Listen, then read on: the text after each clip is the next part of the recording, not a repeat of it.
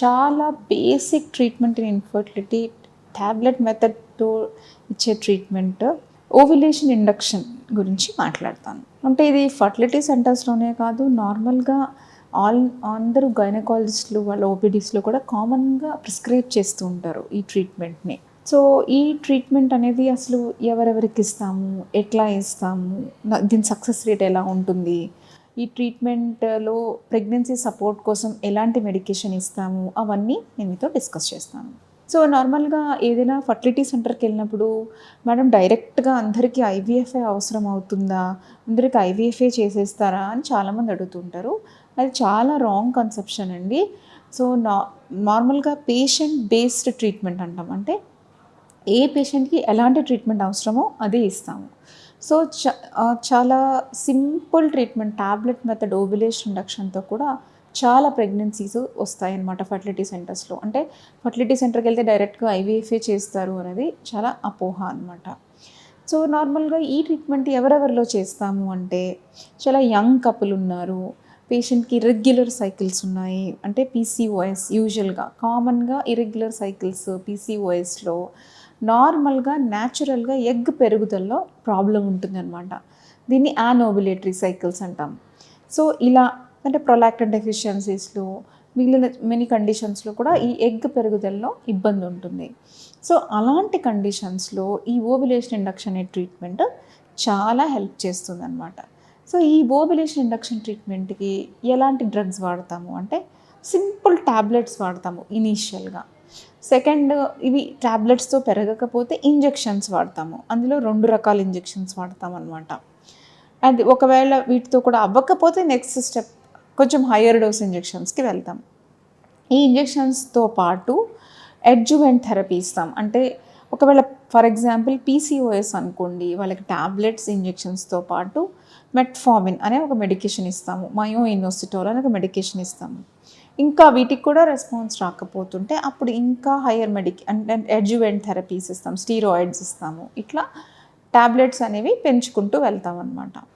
So ఇది ఎలా start చేస్తామంటే పీరియడ్ వచ్చిన సెకండ్ డే కపుల్ మా దగ్గరికి వచ్చినప్పుడు హస్బెండ్ 7 పారామీటర్స్ ఇవాల్యుయేట్ చేసి ట్యాబ్లెట్స్ అనేవి స్టార్ట్ చేస్తాం అనమాట. ట్యాబ్లెట్స్ స్టార్ట్ చేసిన తర్వాత ఒక 7th or 8th డే పేషెంట్ని పిలుస్తాం. అప్పటికేమైనా సెలక్షన్ అనేది జరిగి ఎగ్ అనేది గ్రో అవుతుందా చూడడానికి ఒక స్కాన్ చేస్తాము.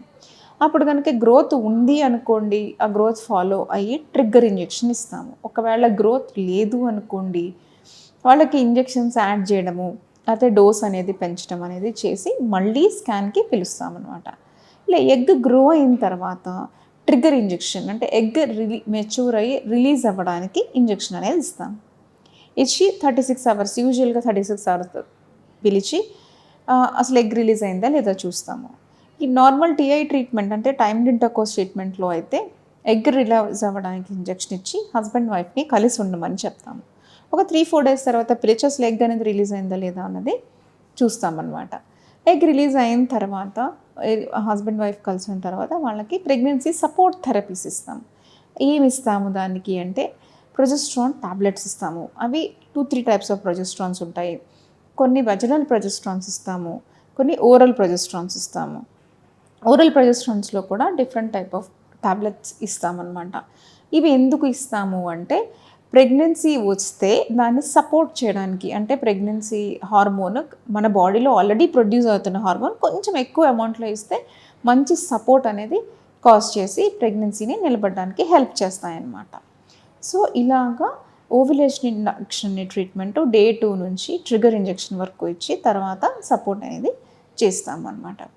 సో ఇలా ఎన్ని సైకిల్స్ వరకు చేయొచ్చు అంటే నార్మల్గా 6 to 7 cycles వరకు ఈ ట్యాబ్లెట్ ట్రీట్మెంట్ అనేది ట్రై చేయొచ్చు. ఒక లెగ్ పెరిగి రిలీజ్ అవుతుంటే 6 to 7 cycles మనం డెఫినెట్గా ట్రై చేయొచ్చు యంగ్ కపుల్ అయితే.